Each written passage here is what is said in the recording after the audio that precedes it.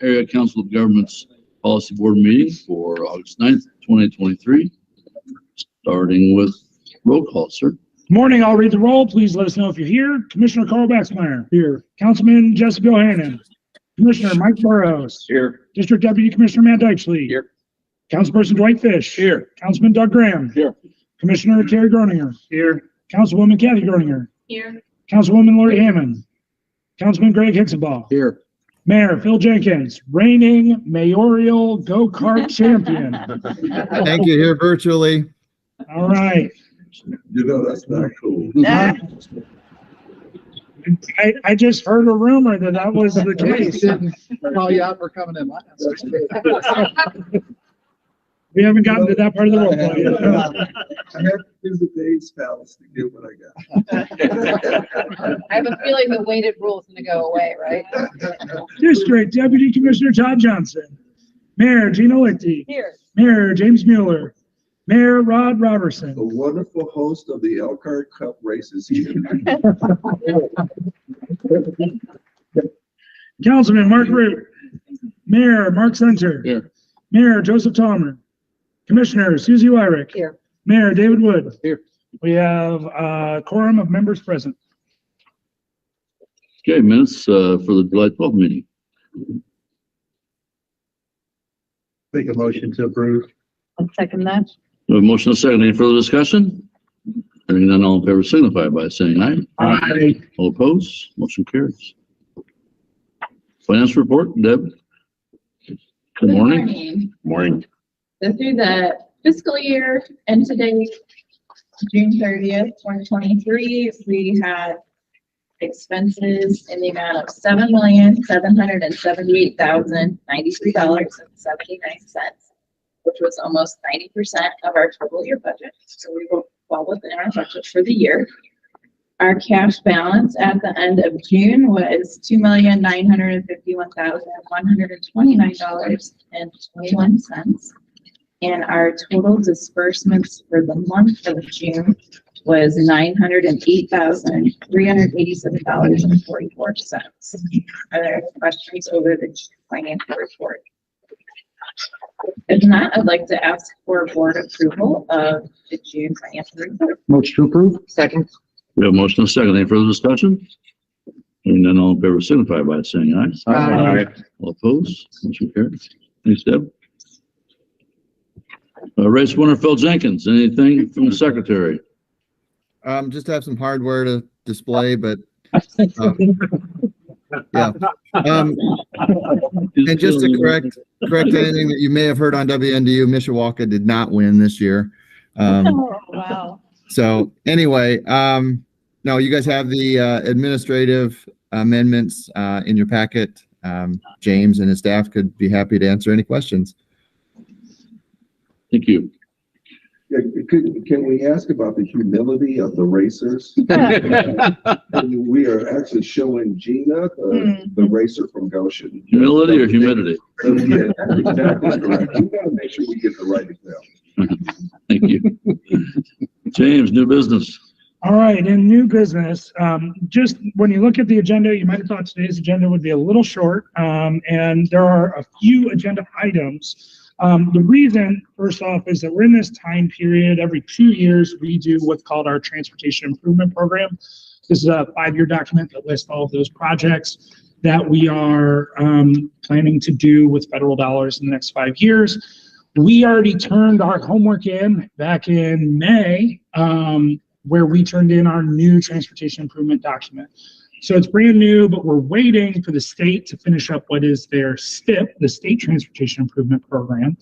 And so that doesn't finish up until August, maybe September. And so we're kind of in this lull right now where we're waiting on them to finish their program. So there aren't really any major changes today to the Transportation Improvement Program. So instead, we are at the end of our first year of AmeriCorps. And what I mean by that is, just for those not familiar or that haven't been here the whole time, back in 2020, MACOG received some funding from the U.S. Economic Development Administration to do a resiliency plan.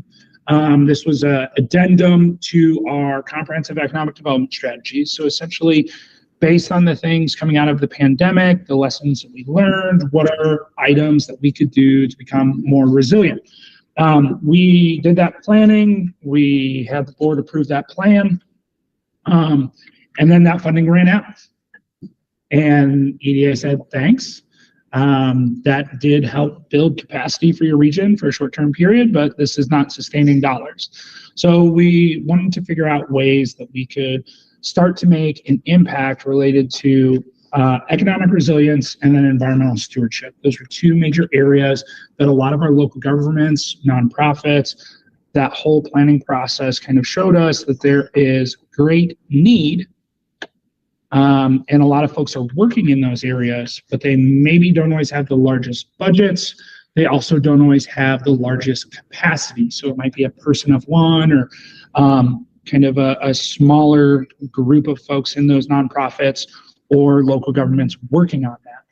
And so we had the opportunity in 2021 to plan out an AmeriCorps program, which would be largely focused on serving in those two areas of economic resilience and environmental stewardship.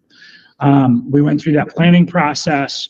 We then asked service sites potentially who would be interested, what would you have AmeriCorps members work on, how would they serve our region, how would that align with kind of our overall regional goals. And then last year around this time, we started bringing in members. And so for the last year, we have had members serving at various locations throughout the region on various topics related to environmental stewardship and economic resilience.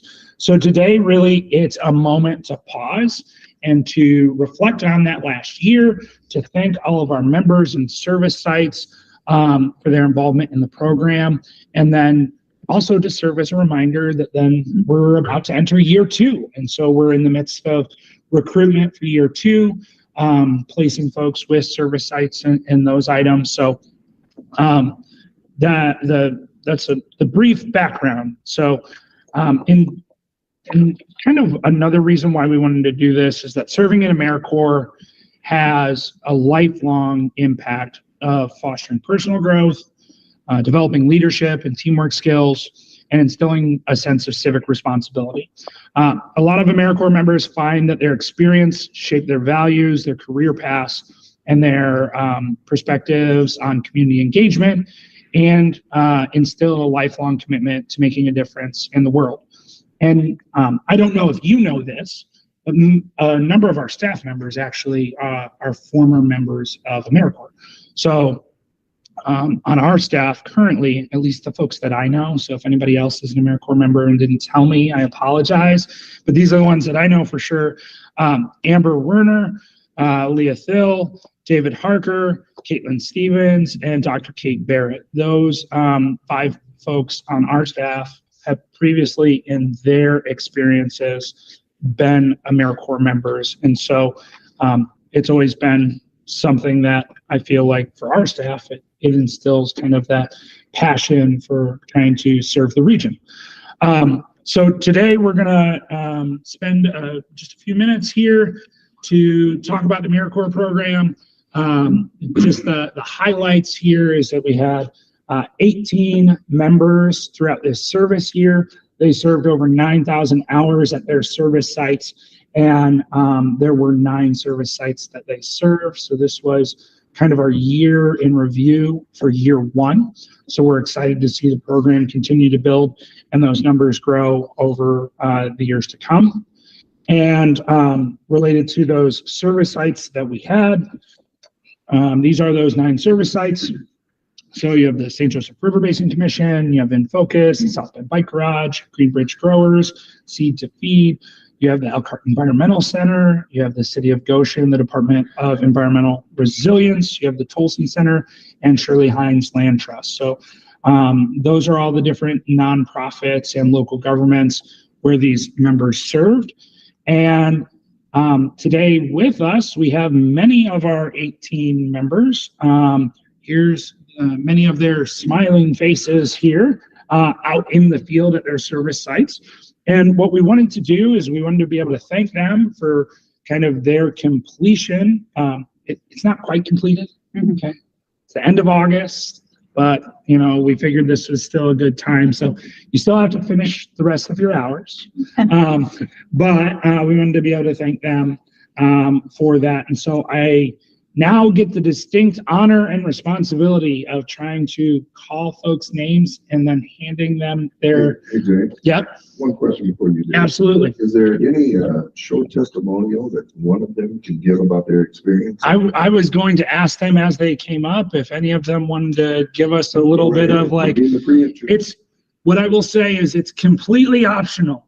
Okay. Speaking responsibilities aren't necessarily required today, but if you wanted to give us a highlight of your service or what serving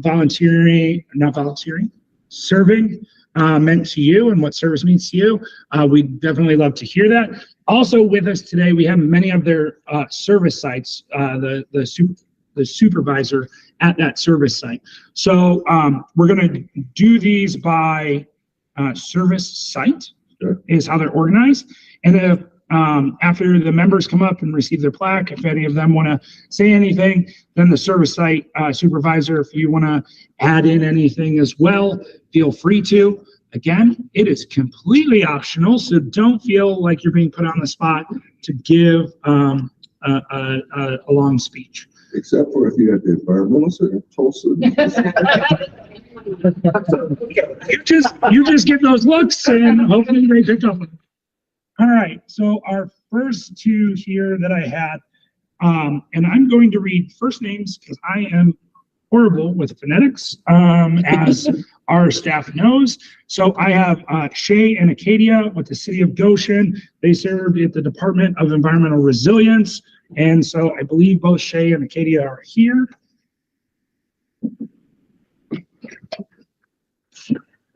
I'm Acadia. I know. There you go. Congratulations. Thank you. Thank you for your service. Thank you. Thank you for your service.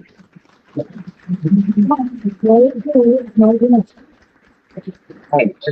you. I was just going to say thank you to everyone who is part of our year. We're both looking forward to the opportunities that this year has provided us.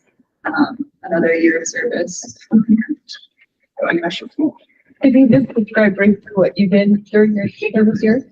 My primary project was active transportation. So anything encompassing that. And I worked on the Goshen Community Orchard. Okay, thank you. Thank you. Thank you.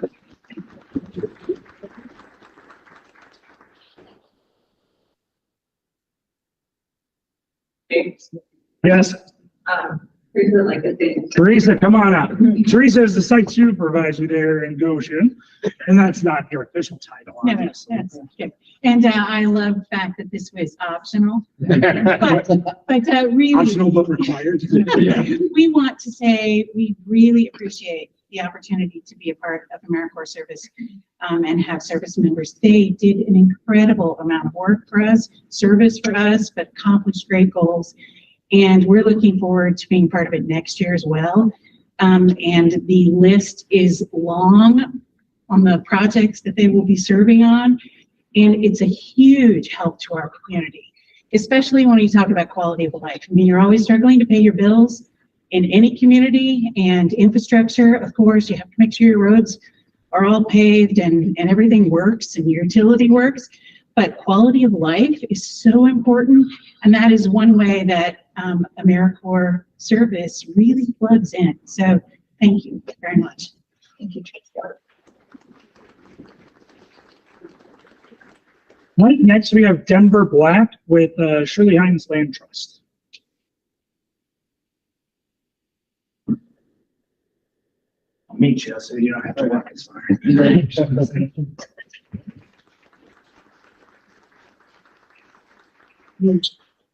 I'll say I was the agriculture and water quality program assistant for Shirley Hines.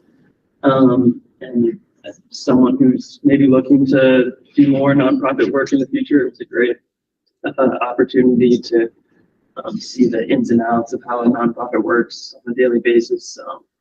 Get that experience fresh out of college. So Great, thanks, Thank you. Denver. Next, we have Jacob Busher. See, I started doing last names, and I'm just going to go with Jacob with the South Bend Bike Garage.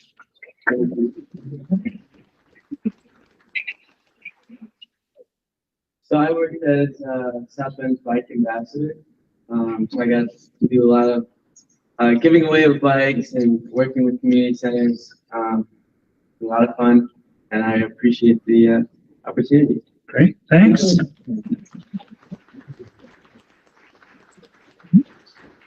I was Jacob's supervisor, kind of switching hats. I work at the bike garage also. And yeah, it was a great opportunity, I think, for part of our mission at the bike garage to try and get more people on bikes. A big part of what Jacob did was go to events throughout the city and simply offer bike parking, free bike parking. So I think we've kind of moved the needle a little bit by doing that. And in fact, we've signed up to do it again next year. So looking forward to that. I would like to add one other thing with Shay and Goshen. Obviously, my job is the active transportation planner, and working with her over in Goshen has been really nice. It is nice to see that expanding as well. So, okay.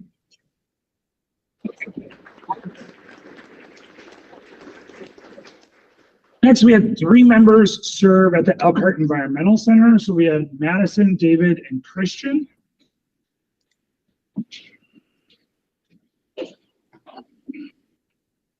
Or David, yours is in the, sorry. Thank you.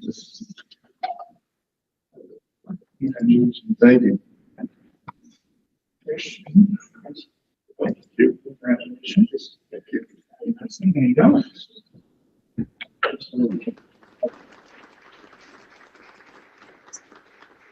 I wanted to say Saturday, definitely come out to the Environment Fest. Hope to see all you guys there. We're going to be doing that. It's the big closeout to our service contract. So we're hoping to see all you guys there in Elkhart Saturday.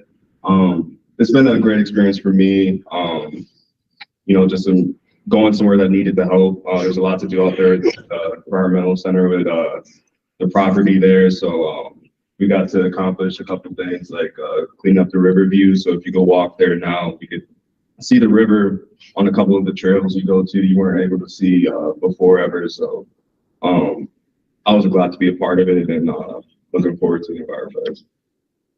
I'd have to say for me, the coolest thing about the Environmental Center was actually the quilt garden we installed there. At first, I'm a young person. I was looking at it, I'm like, what is the point of this? I didn't really support it. After we planted all the flowers and they got growing though, I realized like, whoa, that's just drawing. It looks really cool now too. At first it had to grow into its image. It looks like a frog on a lily pad now, full of just flowers making that image. And a lot of people come out there just to see that. And then they're like, oh, what's up with this place? Never been here. And a lot of more customers in there, not customers, but visitors checking out the place. And it's very rewarding seeing that. It's okay, they're both. Thank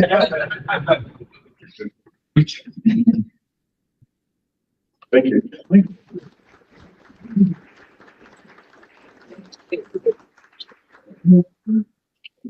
All right. Next, we had 2 members serve at Church Community Services, their Seed to Feed program. We had Leslie and Lydia.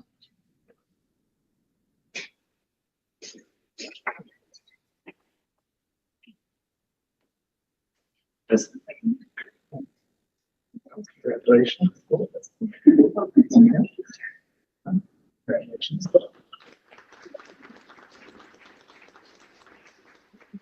I just want to thank you for the opportunity to, like, I started out as an intern through Seed to Feed through our teen grower program, which just helped maintain our gardens to get food from the community directly onto people's tables who might not have the opportunity to typically have a bunch of fresh food. And I had the opportunity to serve through AmeriCorps to serve full time and help maintain those gardens. And I thank you for that. Thank you.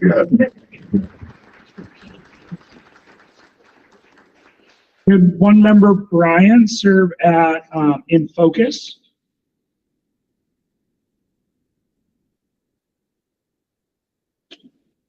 Thank you. So I had the opportunity to serve at Focus, and I was actually informed about the opportunities at Focus as I'm currently transitioning to be a full-time fellow there.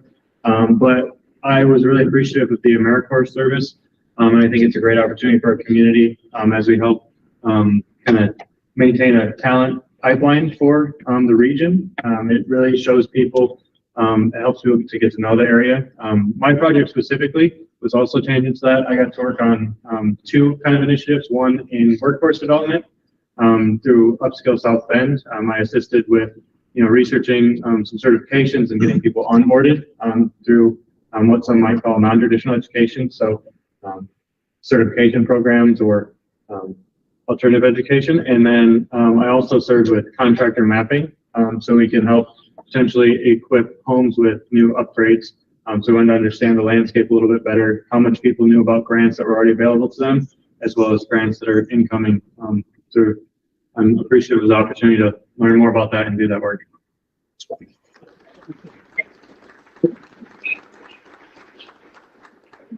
All right, next we had two members serve at Greenbridge Growers, and unfortunately I think one of them couldn't join us. I thought she might be online, which is Kelsey. Maybe not. And then Hannah as well. Hannah, congratulations.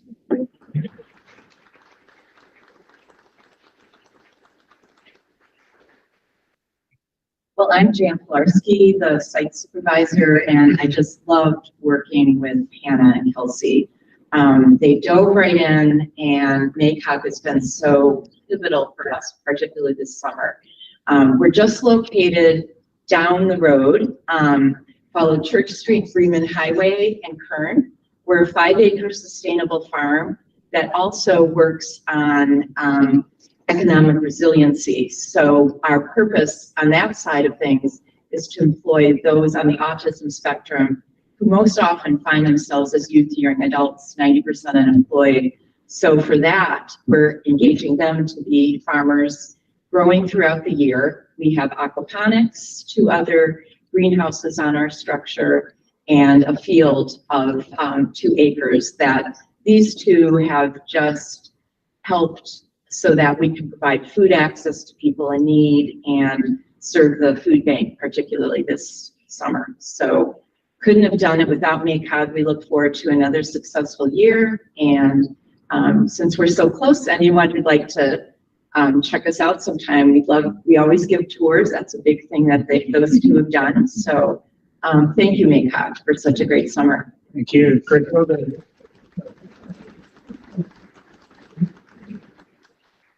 And then we had 2 folks. I think that's Kelsey. Yeah, it is. Absolutely. Thank you, Kelsey. Yeah, I was gonna say, I thought she was online. Yeah. All right, and then we had 2 folks serve as members with the St. Joseph River Basin Commission. That was Jordan and it was Leah, right? Yeah, come on up. And I don't know that either of them could We're join on us. Zoom. Oh, hey, there we go. Well, feel free to unmute, and if you wanted to say anything, feel free to jump in, and then I'm sure Mr. Mearsman will be able to fill some time as well. Yeah.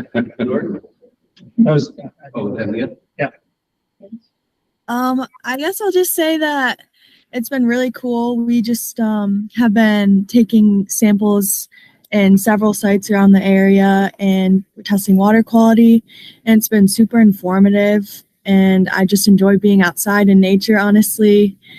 Couldn't have asked for a better job, so yeah, it's been fun. Awesome, thanks, Leah. So my name is Matt Nersman. I serve as the director of the St. Joe River Basin Commission, and first, I just, to thank MACOG for, kind of being our host in general. I mean, we get a lot of services from MACOG. I'm an employee of MACOG. And this AmeriCorps program really allowed us an opportunity to expand our monitoring efforts. And it's a little unusual. We serve a lot of you are our members, and we rely on appropriations from you to do our work. And one of the main things we need to know is, how's the river doing in order to better manage it? And so monitoring has always been part of the River Basin Commission since it started in the 80s. But we really got stretched thin and weren't able to do the kind of monitoring that we would like to do. And with the AmeriCorps program, we were able to start establishing not only some new sites, but a new monitoring protocol. We had been just looking at bugs and macroinvertebrates, the things that live in the river, to give us an idea of what's happening. But with this AmeriCorps program, we were able to have the bodies out in the field to actually take weekly samples, which Leah mentioned.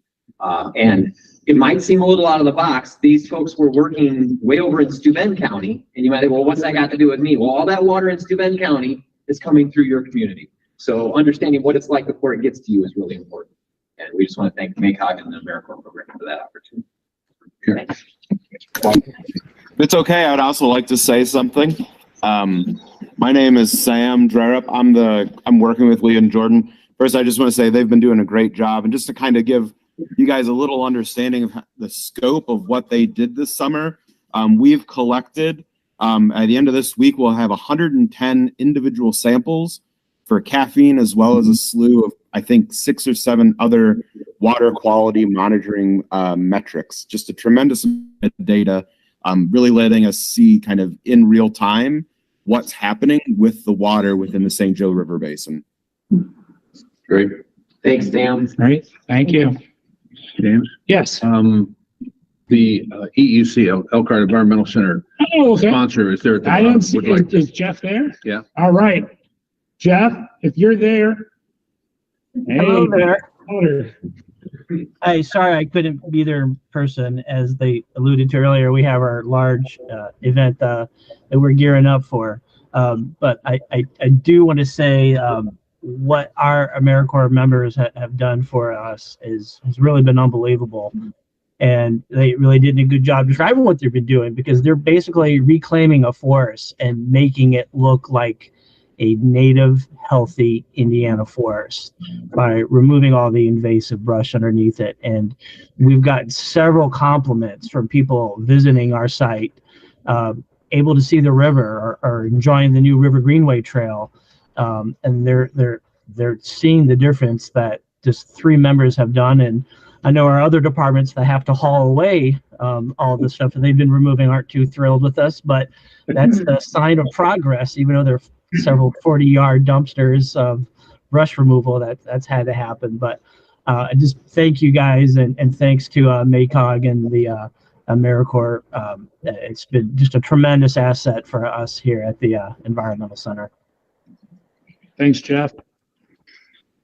So those are the folks who could join us today, and the site supervisors who could join us today. I just wanted to thank all of them for really this last year. This has been a grand experiment for us, because this was our first time having an AmeriCorps program.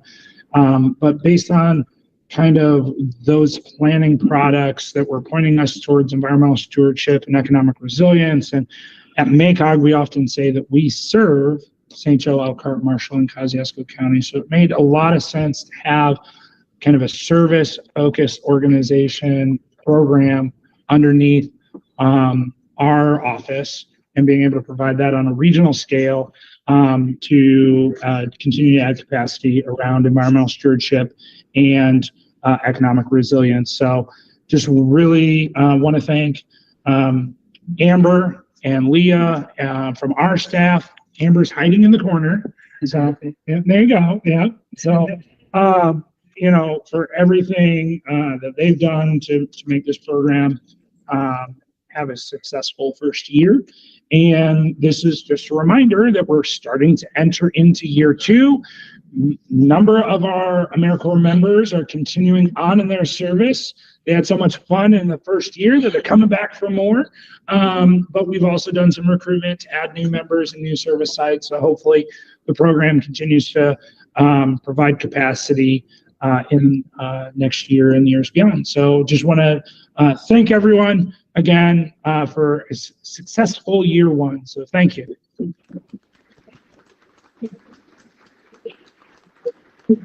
And we should be joined today by Kim Woods, the Communications and Training Manager with Serve Indiana. Kim, I don't know if you want to come up, if you had anything that you wanted to say or share. Hello, yes, I'm Kim Woods, Communications and Training Manager, and communications are my title purpose, and I always have time to talk. I'm grateful to be here, my first time being with you all. I am here representing Serve Indiana, and we are the grantor for the portfolio programs which MACOG is a part of. And so I'm really grateful to be here. I want to say congratulations to all the members that are finishing up this year of service. And if you are continuing on, that is awesome and amazing. But for those of you that are in here with this year of service, you enter into this elite space of being an AmeriCorps alum, and your work is not through. AmeriCorps is for life. There are, like was alluded to, AmeriCorps helps inform careers for in perpetuity. Many people have changed their career path, their passion, their focus just based on their service, and that's amazing. We love to capture and hear those stories. And so I do want to plug a few things. For the members that are currently serving, even as you're finishing up this term, we have something called the Member Monday Spotlight, and all the incredible, even some of your experience that you shared today. We want to capture that and share that through social media, and that not only promotes your program, but it promotes a term of service, and it shows people just the broad spectrum of what service can entail. So we have that opportunity. We also have for alums, we have the Serve Indiana Ambassador Program. That can be for anyone that has served in AmeriCorps, but that is now in Indiana being engaged and active in community. So no matter how you serve, Vista, whatever state you serve, if you're here and you're passionate and doing work in Indiana, you can be a Serve Indiana Ambassador. So for all of you that are finishing up, members, think about doing that. I have tons of handouts on those opportunities. But lastly, I want to say AmeriCorps, if you're not aware, is getting ready to turn the big 3-0. We're getting 30 years of AmeriCorps service. And so AmeriCorps is going all out. And I know for many of us that celebrate our birthday, you might celebrate the month.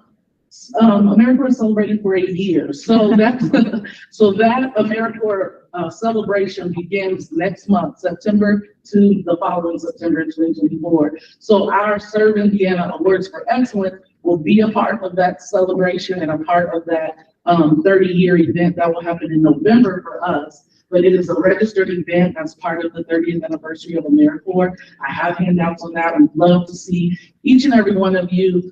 This is an opportunity not just for AmeriCorps, but service in any capacity all over the state of Indiana can participate, can be nominated for awards. That award season for nominations closes at the end of this month of August, and that award ceremony, like I said, will happen in November. I want to say thank you to Amber. She is incredible, and she has been invaluable this year with MACOG, but she is a tenured program director, and so she has been valuable to us in her, not only in her program, but as support for the entire portfolio of AmeriCorps programs, being a veteran, being in the game, and just love and appreciate her so much, and appreciate all of you in this time. So thank you for having me.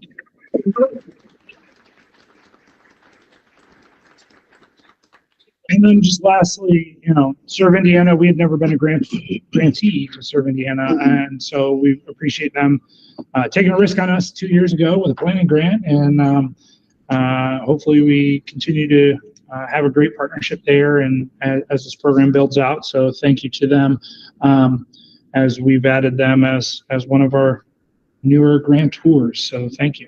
Can I interrupt 1 second? Yeah. I'm going to steal shamelessly, looking over your shoulder and put you on the spot. Yeah. But I think it would be worthwhile. You have listed here, I see how many hours. Can you get a rough idea of how many hours these people? Yeah. I think that's meaningful to how much time was actually given.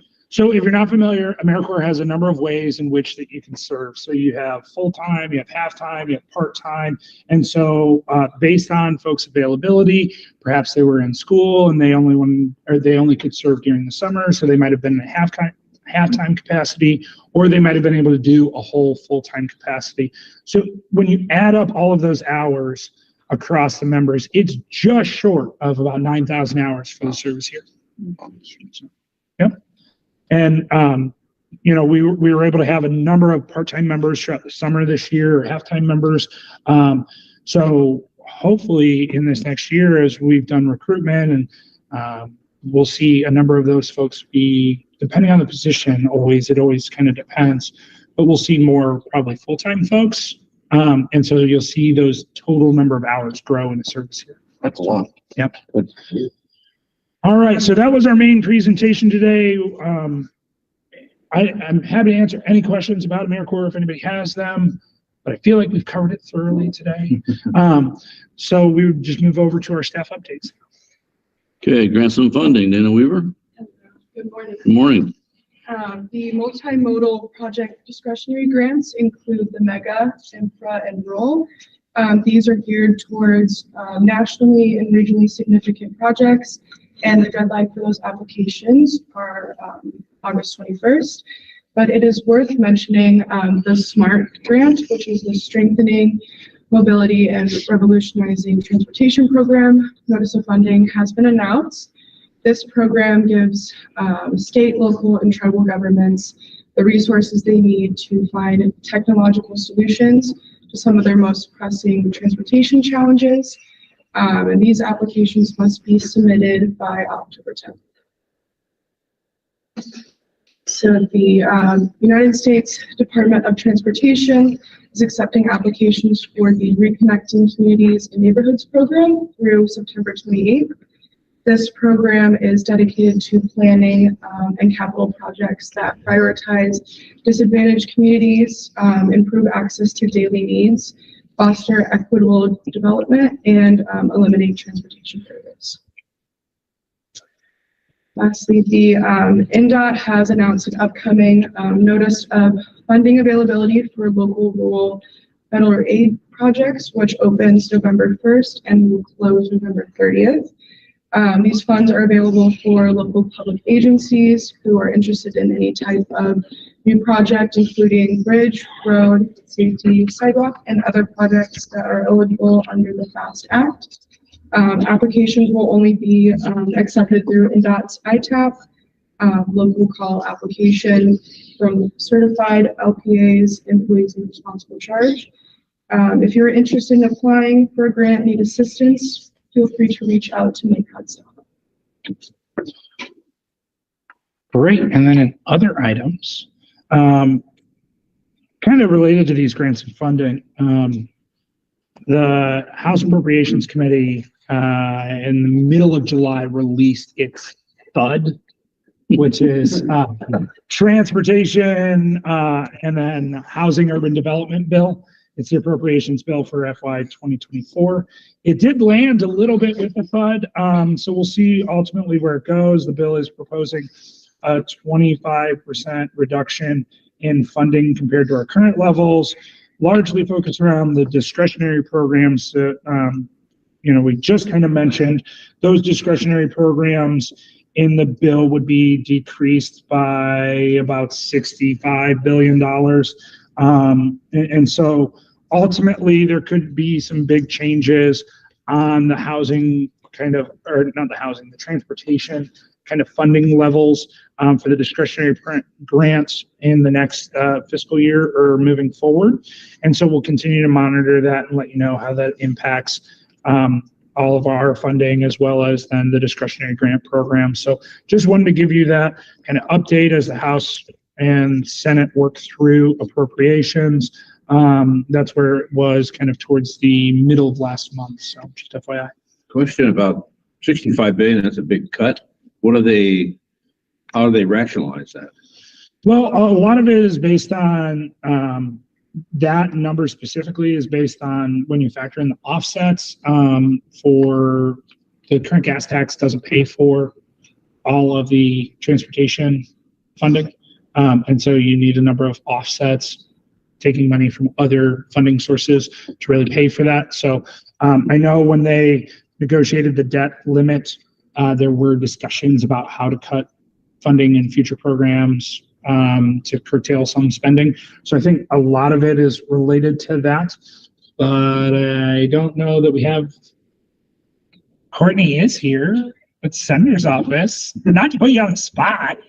I doubt that, you were prepared for this. So yeah.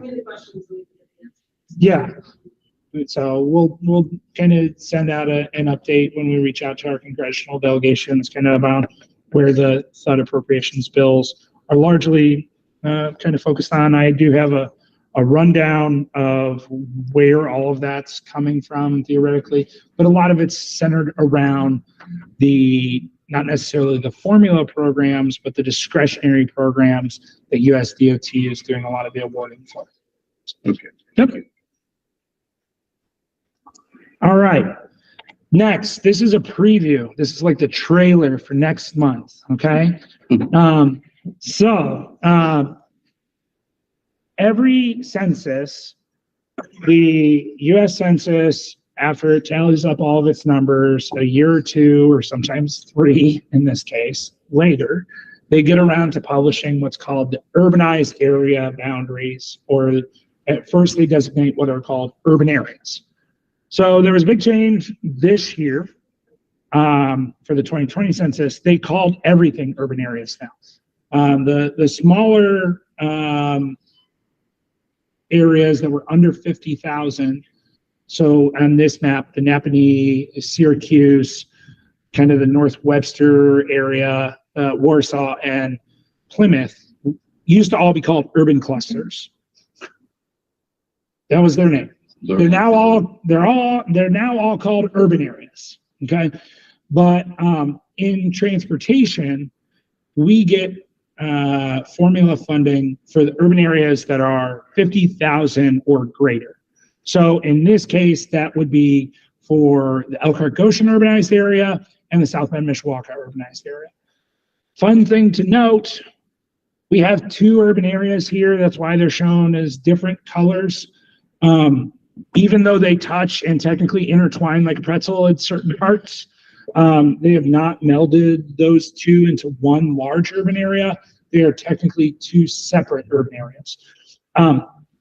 After these numbers come out, we have a certain time period, which for us is the end of this calendar year, to designate what's called an urban area boundary, which is essentially this smooth line, the yellow line that you're seeing.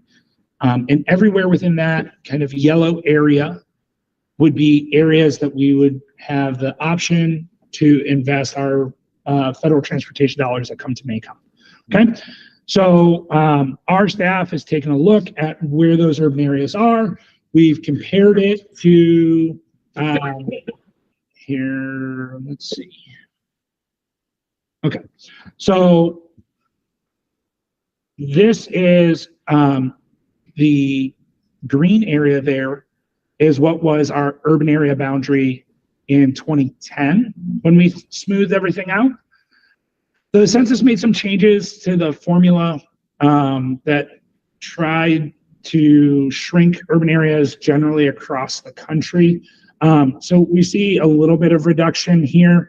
You can see the areas that we're proposing to add where we smooth out are in pink, very minor changes. And the areas that we'd be proposing to lose out of the urban area would be those areas in red. That's largely not because of less urban area. It's largely because of the formula in which census uses to calculate it, right?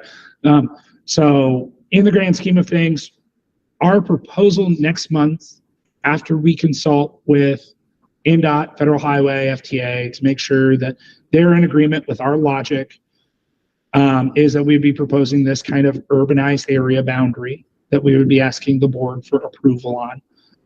So expect to see that. Now, the one thing that I'll point out here that we're going to be in consultation with our partners on is historically we've always designated the South Bend Mishawaka urbanized area as to the county line, and then the Elkhart Goshen urbanized area to the county line, kind of moving east. The Elkhart Goshen urbanized area, I don't think it'll be a problem with the designation, but you see this kind of, I don't know if I can point to it here. You see this area here where the South Bend urbanized area has creeped into Elkhart County. And so we might have to do some funny drawing where it's not perfectly along Ash Road. Okay. In the grand scheme of things, the way that we handle this is that we treat the 2 urbanized areas as if it's one operationally. And so in the grand scheme of things, this won't necessarily impact much of the operational items, but next month versus this month, you might see that that line is a little bit more squiggly over in that kind of separation between the two. Because why wouldn't it kind of creep the other way? Why wouldn't the Elkhart area, I mean, I guess why wouldn't Elkhart pick up an area that South Bend is picking up? So that red, what we'll call red or burnt orange and teal area, those aren't designated by us. That's based off the census's formula. And they start with density in a core area, and then based on how much in population, and there's a whole formula that generates that. What we do then is create the smoothed version of that, because this doesn't necessarily follow roads perfectly. And so if we're going to fund, you know, road projects with it, we want to make sure that those kind of things are incorporated. And so, you know, I can't speak perfectly to why the census formula works the way that it works and why overall these two areas end up being separated versus one large urbanized area, but that's been the case for multiple decades now. So if indeed there are funding relationships that would come into the South Bend area, it would not interfere with the fact that some of that area is in Elkhart County. Yeah, no, it wouldn't. So what happens operationally is our numbers related to population in these two urbanized areas generate how much funding we receive for transportation. Okay. So in Elkhart and Goshen, we receive, I'm going off the top of my head, but about $6 million in, maybe it's between $4 and $6 million a year for transportation. And then in South Bend urbanized area, we receive about $10 to $12 million annually. What we do is we acknowledge that that is the case. And when you look at all of our spreadsheets and our tracking, we keep those numbers in there as our targets. But it's our ability and your ability as a board to choose how those funds are invested. And so some years, Elkhart trades some money to South Bend, and South Bend, not necessarily municipality, but South Bend urbanized area, might spend 14 million. Okay. And we kind of balance that back and forth. So in order to do something like County Road 17, that is way more than the annual allocation of the Elkhart Goshen urbanized area. And so South Bend urbanized area is essentially making a donation to Elkhart, but then that gets paid back over time. And that's kind of the inside baseball that we help manage. So we have control over it from the board. Correct. You got it. That's Yep. fine. At the federal level, don't they follow the census tracts and the density within those? They don't cross census county boundaries.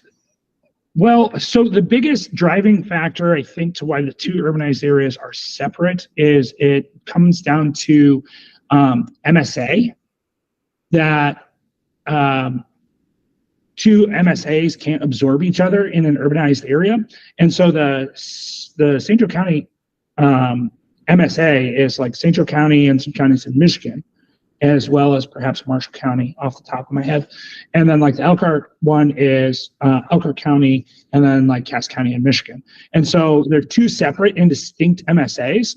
And so they, per census rules, I believe, and I'm going off the top of my head here, so I could be slightly incorrect here, but they can't absorb each other. And that's why these, even though they intertwine like that, that's why they've always been separated. So, and in the grand scheme on the transportation side of stuff, since it's all one MPO, it's all one council of governments, it tends not to be a problem. So, so just advanced preview, no action today. We will though present that next month, just so that's the plan, unless anything comes up with our federal partners where they really want to dig into something, but there were not major changes here. I think it'll be fine. So plan to see that next month. And that would conclude all of our staff updates. Okay, thank you, James. Through to the floor. Anyone? Public comment? Hearing none, how about adjournment? Second. So moved. Thank you.